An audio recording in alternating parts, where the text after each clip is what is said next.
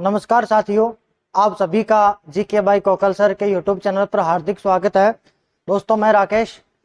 अपन लोगों ने राजस्थान की कला संस्कृति के बारे में एक टॉपिक शुरू किया था जिसका नाम था राजस्थान के लोक नाट्य, जिसमें से पहला एक लोक नाट्य था जिसका ख्याल था जो वो हमने क्लास में पूरा किया था। उसी प्रक्रम को अपन आगे बढ़ाते हैं और कुछ एक लोक नाट्य और हैं जो अक्सर किसी न किसी परीक्षा में पूछे जाते हैं। तो कैसे उनके किस प्रकार से प्रश्न बनते हैं, क्या क्या उनमें खास बातें जो आपको ध्यान रखने योग्य हैं, कुछ बातें आपको समझने योग्य हैं और कुछ बातें आपको सीधी याद करने योग्य हैं, उन्हीं पर अपन चर्चा करेंगे। तो आइए वीडियो को शुरू करते हैं। पूरा वीडियो देखिएगा, एंड तक बने रहिएगा। देखिएगा, अब अपने पास अगला लोक नाट्य आता है जिसका नाम अपने पास रम्मत। देखो, कोई भी लोक नाट्य हो तो मैंने आपको पहले ही बताया था कि लोक नाट्य की जो विषय वस्तु है वो या तो कोई पौराणिक कथा होती है, या कोई सामाजिक बुराई होती है, या कोई इतिहास किससे संबंधित कोई घटना होती है जिससे अपने को जानकारी मिलती है। वो सारे ही लोक नाट्य कहलाते हैं।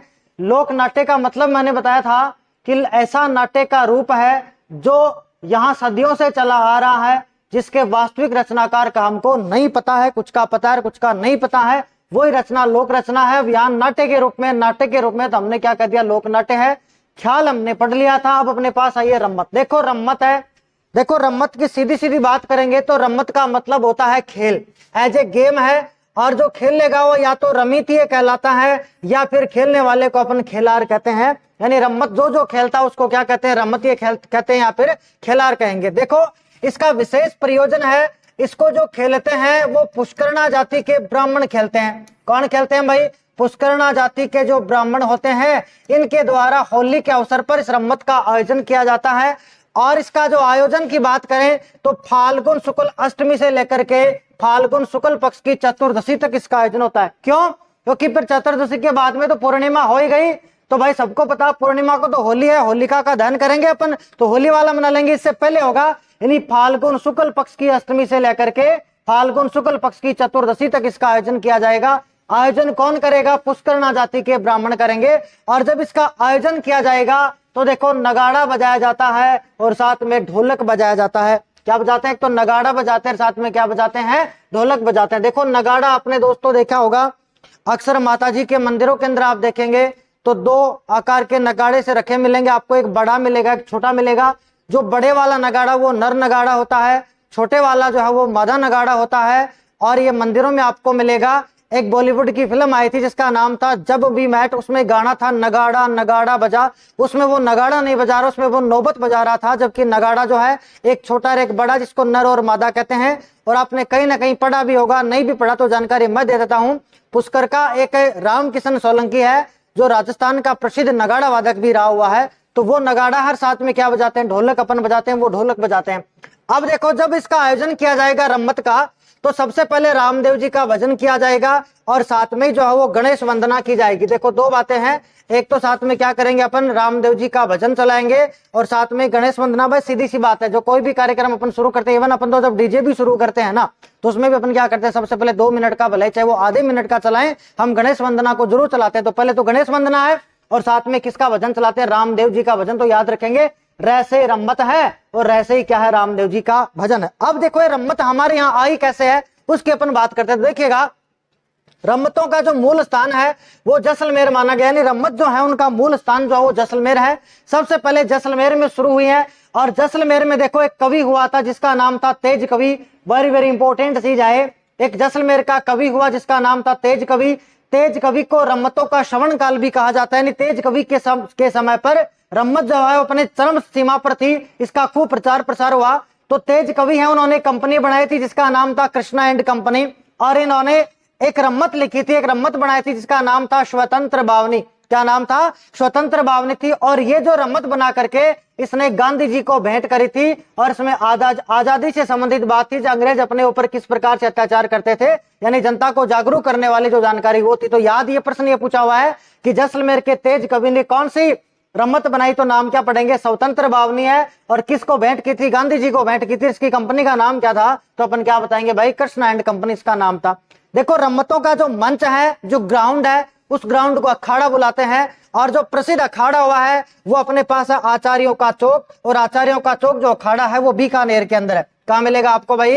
बीकानेर के अंदर रम्मतों का एक प्रसिद्ध अखाड़ा हुआ है जिसका नाम है आचार्यों का चौक बीकानेर। और यहाँ की एक रम्मत बड़ी प्रसिद्ध हुई है जिसका नाम है अमर सिंह राठौड़ की रम्मत। तो कोई आपसे पूछ ले कि बताइए अमर सिंह राठौड़ की रम्मत कहाँ की प्रसिद्ध है, तो अपन क्या कहेंगे? आचार्यों का चौक बीकानेर की प्रसिद्ध है।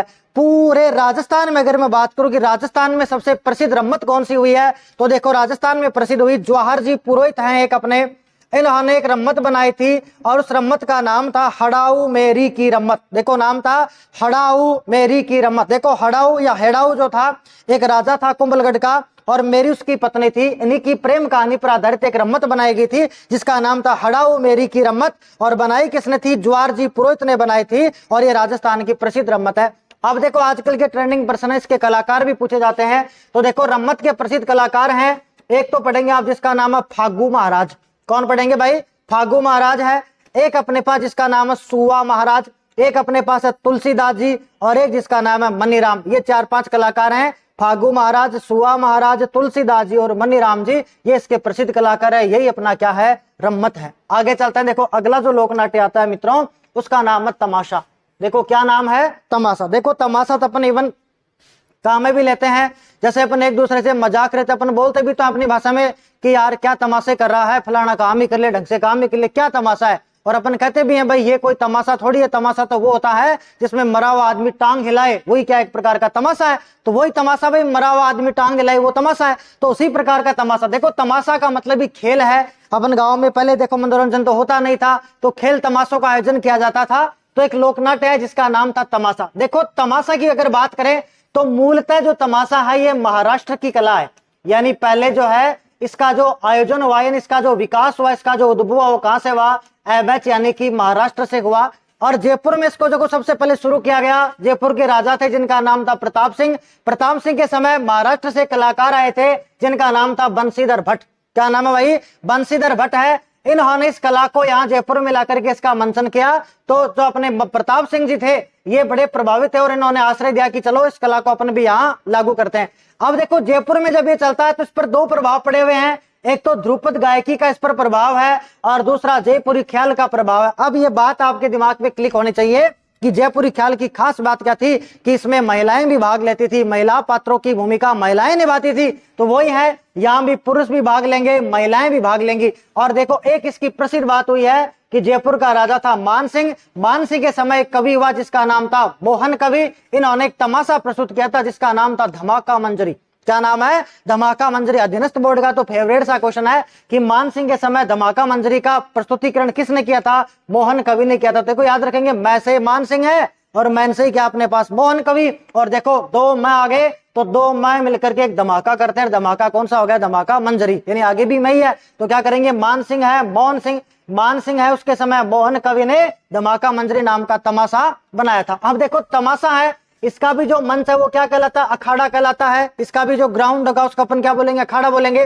प्रसिद्ध बात है, अभी मैंने कहा था कि तमाशा पर राजस्थान की जयपुरी ख्याल का प्रभाव मिलता है और जयपुरी ख्याल की विशेषता यह होती है जिसमें महिलाएं भाग लेती हैं। तो देखो जयपुर की एक प्रसिद्ध नर्तकी रही है जिसका नाम है गौहर जान। क्या नाम है? गौहर जान। ये जो गौहर जान है ये भी क्या करती थी? इस तमाशे में भाग लिया करती थी। और एक प्रसिद्ध यहाँ के तमाशा के कलाकार हुए हैं जयपुर के जिनका नाम है गोपी कृष्ण भट्ट हैं। इनको इस कला के लिए अपने पास लाइफ टाइम अचीवमेंट पुरस्कार भी मिला हुआ है। कोई पूछ ले कि तमाशा की कला के लिए लाइफ टाइम अचीवमेंट पुरस्कार किसको दिया गया, तो अपन किसको बताएंगे? गोपी कृष्ण भट्ट को दिया गया था।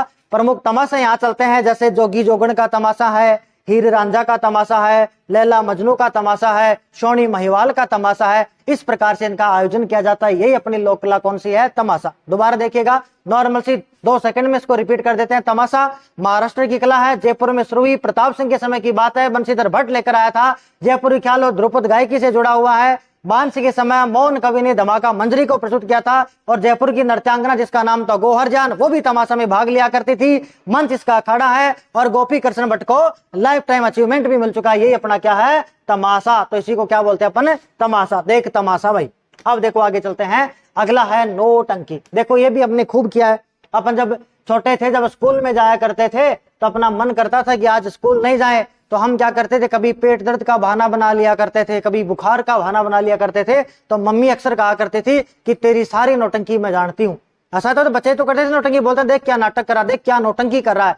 देखो नौटंकी का नाम इसलिए पड़ा हुआ है कि नौटंकी में 9 प्रकार के वाद्य यंत्र बजाए जाते हैं। सबसे महत्वपूर्ण बात की जो नौटंकी है इसका नाम नौटंकी क्यों पड़ा हुआ, तो क्या कहेंगे कि नौटंकी के अंदर 9 प्रकार के वाद्य यंत्र हैं, इसलिए इसका नाम क्या पड़ गया, नौटंकी पड़ गया। अपने राजस्थान की कला नहीं है, यूपी की कला है। और यूपी में देखो एक जगह हाथरस, ये वैसे तो कुख्यात जगह हुई थी, आपको पता है यहाँ पर एक रेप हुआ था, हाथरस कांड के नाम से फेमस हुआ था। तो यूपी की जो हाथरस शैली है इससे प्रभावित है। यूपी में हाथरस नाम की जगह है, वहां की एक शैली चली हुई है, उससे प्रभावित है, इसलिए हमने कहा कि इस शैली पर हाथरस शैली का प्रभाव पड़ा हुआ है। तो राजस्थान का वो लोक नाट्य जिस पर हाथरस शैली का प्रभाव है वो कौन सा है, नौटंकी है भाई। कौन सा है, नौटंकी। अब देखो बेसिक सा प्रश्न है, अगर यूपी की बात हो रही है तो यूपी से आया है, तो हम राजस्थान का अगर सीमा देखेंगे तो अपन जानेंगे कि भाई यूपी के सारे कौन है, तो अलवर है, भरतपुर है, सवाई माधोपुर है। इसका मतलब है किधर चलेगी, सिर्फ पूर्वी बेल्ट के अंदर चलेगी, जो पूर्वी क्षेत्र अपना पूर्वी बेल्ट है वहीं तो ये चलेगी। तो वही देखो इसका प्रथम क्षेत्र किधर मिलेगा आपको, अलवर हुआ, भरतपुर हुआ, करौली हो गया और सवाई माधोपुर हो गया, इधर अपने पास है वो नौटंकी चलेगा। देखो इसको प्रसिद्ध करने का जो श्रेय वो भूरे लाल को जाता है, भरतपुर के भूरे लाल जी हैं, ये इसको यहाँ प्रसिद्ध करते हैं। और इनका जो प्रसिद्ध कलाकार हुआ था उनका नाम था गिरिराज सिंह। क्या नाम बताएंगे, गिरिराज सिंह बताएंगे। और देखो भरतपुर और धौलपुर के अंदर एक मंडली चलती है जिसका नाम है नथाराम मंडली। ये प्रश्न पूछा जा चुका है कि नथाराम की मंडली का संबंध किस लोक नाट्य से, तो किससे है, नौटंकी से। अपने मानेंगे कि नथाराम की जो मंडली है वो खूब सारी नौटंकी करती है। अब देखो स्पेशल है, स्पेशल फॉर वीमेंस के लिए, यानी इसमें कुछ एक कलाकार भी हैं जिसमें महिला कलाकारों की भी बात की जाती है। देखो नौटंकी के लिए पहली जो महिला कलाकार हुई उसका नाम था मुस्तरबाई। क्या नाम पढ़ेंगे भाई, मुस्तरबाई। तो पूछ ले आपसे कि प्रथम महिला कलाकार नौटंकी की कौन है, तो क्या बताएंगे, मुस्तरबाई। और फेमस कलाकार यहाँ और हुई है जिनका नाम, एक का तो नाम कृष्णा है, एक का नाम आशा है और एक का नाम कमलेश लता। यानी कमलेश लता है, कृष्णा कुमारी और आशा का संबंध, और मुस्तरबाई का जो संबंध है वो किससे बताएंगे, नौटंकी से बताएंगे। और गोहर जान का संबंध किससे बताएंगे, तमाशा से बता देंगे। ये छोटी सी अपने पास है, एक क्वेश्चन कभी कभार दे जाती है। अगली बात करते हैं, देखो स्वांग है।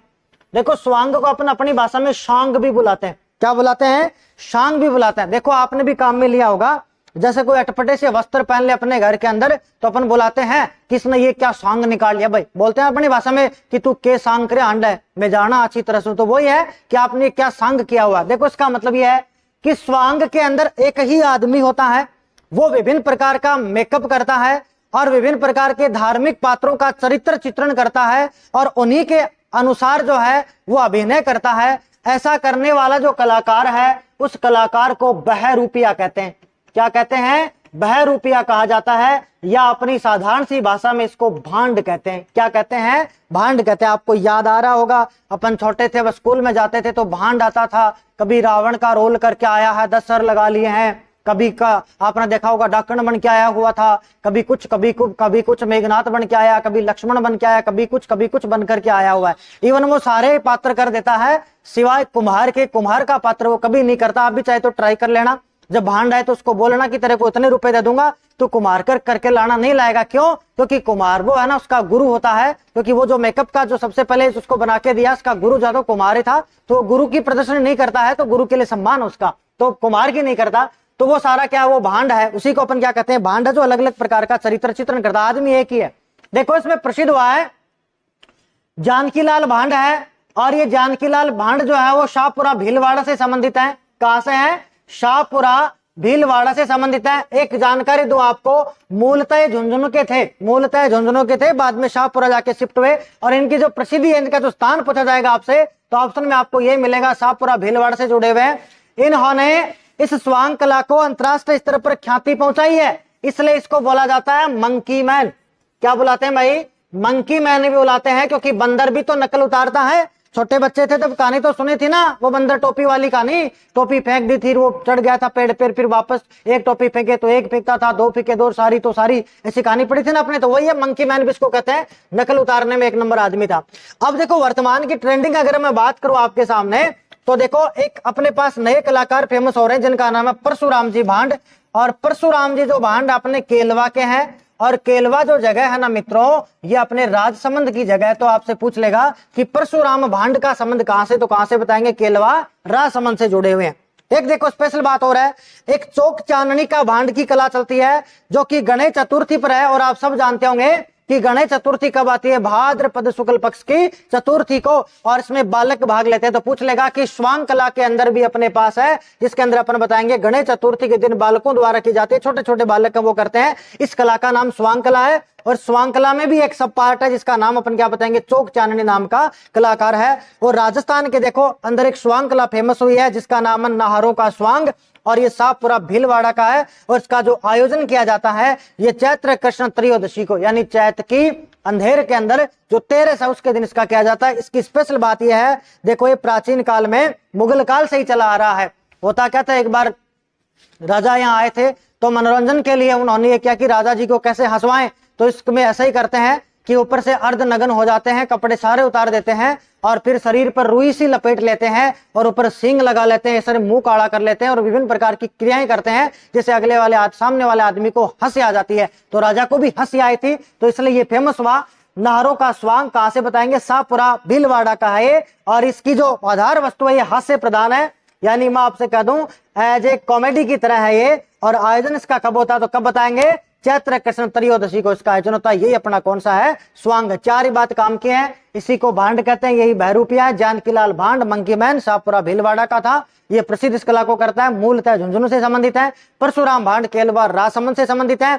चौक चांदनी जो है अपने पास गणेश चतुर्थी के दिन चौक चांदनी का आयोजन किया जाता है, छोटे बालक इसका आयोजन करते हैं। और नारों का जो स्वांग है ये शाहपुरा भीलवाड़ा का प्रसिद्ध है चैत्र कृष्ण त्रयोदशी को, और ये कॉमेडी वाला है।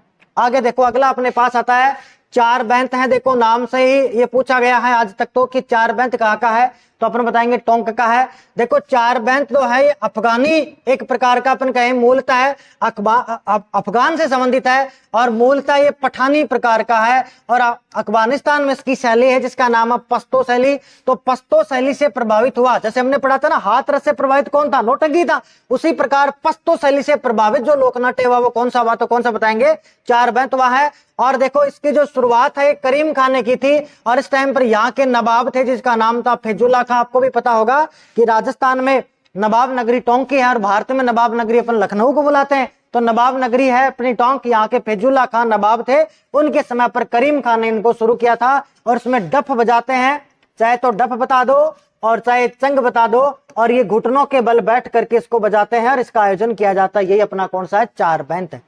आगे बढ़ते हैं। देखो मित्रों पूरा वीडियो देखिएगा, वीडियो को ज्यादा से ज्यादा शेयर भी कीजिएगा, लाइक भी कीजिएगा, सब्सक्राइब भी कीजिएगा। देखो अगला है गवरी, बहुत इंपॉर्टेंट है। देखो गवरी, देखो गवरी जो है एक ऐसा लोकनाट्य है जो लोकनाट्य के साथ साथ लोक नृत्य भी है। क्या है भाई, गवरी के अंदर क्या कहेंगे, गवरी जो है लोकनाट्य भी है और गवरी जो है वो एक प्रकार का लोक नृत्य भी है। बात याद रह जाएगी। देखो पहली बात अपन करते हैं, गवरी जो है रक्षाबंधन के दूसरे दिन, देखो हम सबको पता है श्रावण का महीना अभी चल ही रहा है भाई, श्रावण का महीना है और हम जानते हैं कि श्रावण पूर्णिमा को क्या आएगी भाई, राखी आएगी, उसके नेक्स्ट डे से है। तो हम सब जानते हैं भाई श्रावण के बाद में भाद्रपद है, तो ये भाद्रपद से शुरू होगा, भाद्रपद की कृष्ण पक्ष की एकम से शुरू होगा, एकम से लेकर के और अश्विन तक चलेगा, अश्विन की नवमी तक चलेगा। लगभग कितने बात करेंगे, लगभग 40 दिनों तक इसका आयोजन किया जाता है। इसका आयोजन कहाँ होता है, तो कहाँ बताएंगे भाई, इसका जो आयोजन है वो भील प्रांतों के अंदर इसका आयोजन किया जाता है। जहां जहां भील लोग है वहां इसका आयोजन किया जाता है। और देखो और भी इसकी जानकारी अपन लेंगे, तो ये राजस्थान के अंदर भील प्रांतों में आयोजित होता है। इसमें केवल पुरुष भाग लेते हैं। देखो सबसे प्राचीन है और सबसे प्रसिद्ध लोकनाट्य है, इसलिए इसको अपन लोकनाट्यों का मेरू नाट्य भी कहते हैं। कोई पूछेगा कि राजस्थान में लोकनाट्यों का मेरू नाट्य कौन सा, तो कौन सा बताएंगे अपन सीधा कहेंगे भाई कौन सा अपने पास है, गौरी है भाई। देखो इसकी विषय वस्तु क्या है, तो इसकी जो विषय वस्तु है शिव भस्मासुर की कथा पर आधारित है। ये कथा आपने सुनी भी होगी कि भस्मासुर थे वो शिव भक्त हुआ करते थे। तो शिव जी आपको पता है भोले भंडारी हैं और उन्होंने तपस्या की, तो शिव जी ने कहा कि भाई वरदान मांग ले। तो भस्मासुर ने कहा कि भाई हमको तो आपके हाथ वाला जो भस्म कड़ा यही चाहिए। अब बताते हैं कि भगवान शिव प्रसन्न हो जाते हैं और उनको भस्म कड़ा देते हैं। अब भस्मासुर जी तो लेके भस्म कड़ा और शिव जी के पीछे पड़ जाते हैं कि सबसे पहले शिव जी को ही भस्म करेंगे। अब आगे शिव जी भागे जा रहे हैं, पीछे भस्मासुर भागे जा रहे हैं, जबरदस्त तरीके से दौड़ लगाए हैं। अब आपको पता जब ये देवताओं ने उटपटांग हरकतें की हैं तब विष्णु जी चतुर्बुद्धि आदमी हुए हैं, उन्होंने ही इनका जो है वो विष्णु जी हैं अपने पास हैं, इन्होंने क्या किया, इनका सारा का सारा सुलझापन किया है, सुलझटा किया अपन ऐसे कहें तो मोटी मोटी बात। तो ये पहुंचे हैं, तब उन्होंने कहा कि चलो इसका रास्ता निकालेंगे। तब कहते हैं कि एक मोहिनी रूप नाम की जो महिला बनाएगी उसका रूप धारण किया गया, और जैसे ही मोहिनी पानी लेने जाती है तो भस्मासुर उसको देख करके पागल हो जाता है कि अरे वाह, ये तो बड़ी तगड़ी मोहिनी है, बात करना चाहता है। धीरे धीरे बात से बात बनती है, क्योंकि बात करने से ही तो बात बनती है, तो बात बन जाती है। तो मोहिनी कहती है कि मैं तेरे से शादी कर सकती हूँ, लेकिन एक शर्त है, मैं डांसर हूँ, तेरे को डांस सीखना पड़ेगा। लेकिन डांस देखो तेरे को मैं सिखाऊं, क्योंकि पापा को वही लड़का पसंद होएगा जो अच्छा डांस करता हो। तो बताते हैं कि मोहिनी के साथ जो है वो भस्मासुर जी भी चले जाते हैं और डांस करते हैं, और वो स्टेप बताती कि यूं यूं करके चलते जाना है, घूमते जाना है। और जैसे ही वो यूं करके हाथ करते हैं ऊपर, इतने में वो भस्मासुर भी ऐसे करके हाथ करता है और मोहिनी बोल देती है कि भस्म, और वो भस्मासुर क्या हो जाता है, भस्म हो जाता है। इसी कथा पर आधारित अपने पास क्या है, श्री भस्मासुर की कथा पर आधारित एक लोक नाट्य हुआ जिसका नाम गौरी था, और गौरी एक लोक नृत्य भी अपने पास। देखो इसमें जो भगवान शिव का रोल करेगा उसको कहते हैं पूरिया। तो भगवान जो शिव का रोल करेगा उसको क्या बोलेंगे, पूरिया बोलेंगे। और पार्वती का जो रोल करेगा उसको बोलेंगे राई है। क्या बोलेंगे, राई। इसमें पात्र आएंगे, पूरिया है, राई, बूढ़िया है, कामट्या है, झामट्या है, ऐसे पात्र है इसमें। तो भगवान शिव का जो रोल करेगा उसको बोलेंगे पूरिया, और पार्वती का जो रोल करेगा उसको बोलेंगे राई, और अन्य जो पात्र होंगे उसको बोलेंगे खेलने। क्या बोलेंगे भाई, खेलने बोलेंगे अन्य पात्रों को। देखो इसका जो सूत्रधार होता है उसको बोलते हैं कुटकुड़िया। क्या बोलते हैं, कुटकुड़िया बोलते हैं इसके सूत्रधार को। इसमें और भी पात्र हैं, कामट्या है, झामट्या है, खुटकुड़िया है, एज ए कॉमेडी के रूप में कार्य करते हैं। और जब पूरा गौरी चल रहा होता है तो ध्यान आकर्षित करने के लिए या बोरिंग से बचाने के लिए एक सामूहिक रूप से इनका नृत्य भी किया जाता है, सामूहिक गायन भी किया जाता है। वो जो सामूहिक रूप से करते हैं उसको बोलते हैं गौरी की घाई। क्या बुलाएंगे, गौरी की घाई। यही अपना मोटा मोटा क्या है भाई, गौरी एक प्रकार का लोक नाट्य था। आगे बढ़ते हैं मित्रों, देखिएगा आगे देखो भवाई है, ये अपने जिला केकड़ी से ही संबंधित है भाई। भवाई देखो, भवाई है, भवाई भी एक ऐसा लोक नाट्य है जो नृत्य के फॉर्मेट में भी चलता है, नृत्य भी होता है। अगर नृत्य की बात करें तो भवाई जो है एक प्रकार का वैसे लोक नाट्य भी है और नृत्य भी है, व्यवसायिक प्रकार का है। यानी कि इसको जो कुछ एक पार्टियां हैं वही ऑर्गेनाइज करती हैं और पैसे लेकर के करेंगे, तो एक प्रकार के व्यवसाय की कैटेगरी में आता है। देखो इसका जो प्रवर्तक माना गया है या प्रवर्तक जो है वो जिला केकड़ी के ही अपने बागोजी जाट हैं। तो पूछ लेगा भाई भवाई के प्रवर्तक कौन, तो बागोजी जाट हैं। देखो इसको प्रसिद्ध करने का जो श्रेय है लोक कला मंडल है, जो हमारे राजस्थान की जो कला संस्कृति इसको संरक्षण देने के लिए बनाया गया था। और लोक कला मंडल जो है इसकी जो स्थापना हुई है इसके लिए पीछे सूत्रधार रहे हैं देवीलाल सामर जी। और देवीलाल सामर जी ने क्या किया, भवाई को प्रसिद्धि दिलाई है। तो भवाई को प्रसिद्धि दिलाने का काम किसका है, देवीलाल जी सामरिया का ही है। देखो भवाई नृत्य में तो ये होता था कि सिर पर मटके धारण किए जाते हैं और जो कलाकार होता है वो नंगे पांव रहता है, और नंगे पांव से ही नंगी तलवारों पर है, कांच के टुकड़ों पर, गिलासों पर, और यूं करके कीले लगी होती है, उन कीलों पर डांस करते हैं। ये अपनी चमत्कारिता के लिए फेमस हुआ है। वही अपने पास कौन सा, भवाई लोकनाट्य उसी टाइप का। देखो एक प्रसिद्ध हुआ है, देखो शांता गांधी, नाम याद रखना, एक नाम है शांता गांधी। इन्होंने क्या किया, एक नाटक बनाया था, और इस नाटक की शैली कौन सी रही है, भवाई शैली। तो भवाई शैली का एक नाटक है जिसका नाम क्या है, जसमा ओडन। नाम पूछे तो क्या है, जसमा ओडन है, और बनाया किसने था, शांता गांधी ने। देखो 3-4 कीवर्ड याद करने। पहला कीवर्ड तो है कि भवाई शैली का नाटक है जिसका नाम है जसमा ओडन, या जसमल ओडन भी कह दो, एक ही बात है। और बनाया किसने है, शांता गांधी ने बनाया है। ये आउट ऑफ इंडिया भी फेमस हुआ है। कहां फेमस हुआ है, आउट ऑफ इंडिया, यानी भारत से बाहर भी ये बड़ा फेमस हुआ है। तो पूछा भी जा चुका है, पूछा भी जाएगा कि शांता गांधी का जसमा ओडन किस शैली पर आधारित, तो किस शैली पर बता देंगे भाई, भवाई पर आधारित है। देखो इसके प्रसिद्ध कलाकार अपने पास सांगीलाल सांगड़िया, दयाराम, तारा शर्मा, अस्मिता काला है, रूप सिंह है, ये इसके क्या प्रसिद्ध कलाकार हैं। और अस्मिता काला ने तो भवाई के अंदर खूब सारे रिकॉर्ड भी बनाए हुए हैं। इसने खूब सारे मटके लेकर के भी नृत्य किया हुआ है। इसको तो अपन ये भी कहते हैं कि ये तो अच्छी नृत्यांगना भी है। इसके खूब सारे, इसको राष्ट्रीय गौरव अवार्ड भी मिल चुका है, मुख्यमंत्री अवार्ड भी इसको मिल चुका है, बाल नर्तकी भी इसको कहा गया है, इसको सूरश्री भी कहा गया है। ये अपनी कौन है, अस्मिता काला हुई है। तो ये अपने कौन सा था, मोटा मोटा भवाई। आगे बढ़ते हैं, देखो दो अपने पास है, एक तो अपने पास है रामलीला और एक अपने पास रासलीला। दोनों को साथ पढ़ लेते हैं। ये भी एक प्रकार के क्या लोकनाट्य है। देखो पूछेगा आपसे कि रामलीला जो है इसका पहले मंचन किसने शुरू किया था, तो किसको बताएंगे भाई, तुलसीदास जी ने। रामलीला का मंचन किसने शुरू किया? तुलसीदास जी ने शुरू किया है। और देखो रामलीला की भी खास बात है, आप सभी जानते हैं कि भगवान श्री राम को आधार मान करके उसके चरित्र चित्रण पर आधारित एक कला का आयोजन किया जाता है, एक लोकनाट्य का आयोजन किया जाता है, उसी का नाम क्या? रामलीला है। और देखो मूक रामलीला जो बिसाऊ की प्रसिद्ध है, बिसाऊ जो अपने झुंझुनू में पड़ता है, मूक रामलीला यह है कि इसके जो पात्र होते हैं वो बात नहीं करते हैं, इशारों इशारों में ही समझाते हैं। जैसे रावण आया है, जैसे एक सेकंड के लिए मैं आपको समझा दूं, जैसे रावण आया है तो रावण क्या करेगा? सीधा ही झोली लेके आ रहा है कि सीता का हरण करना, तो सीधा ही है दरवाजा खटखटा देगा, सीता आएगी, जो भी मोतियों का हार लेकर के, जो भी उसको भिक्षा देनी है मोतियों की थाली के अंदर लेके आएगी, तो रावण उसको उठाएगा, बस सीधा ही चला गया, यानी बोलना नहीं है, कहने का मतलब ये। तो मूक रामलीला कहाँ की फेमस हुई? बिसाऊ की। एक रामलीला बड़ी फेमस हुई अटरू की, और ये अटरू जगह अपनी कहां पड़ रही है? 12 की जगह है।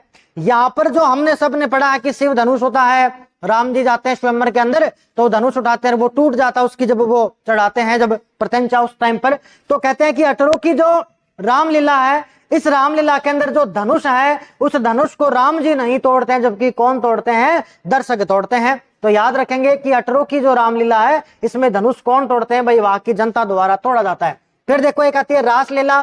तो रासलीला सब जानते हैं, भगवान श्री कृष्ण से जुड़ी हुई है रासलीला। रासलीला की शुरुआत अब किसने करी है? तो किसको बताएंगे? भाई वल्लभाचार्य ने है। और रासलीला का राजस्थान में जो प्रमुख केंद्र रहा वो फुलेरा रहा, अपना जयपुर के पास की जगह फुलेरा।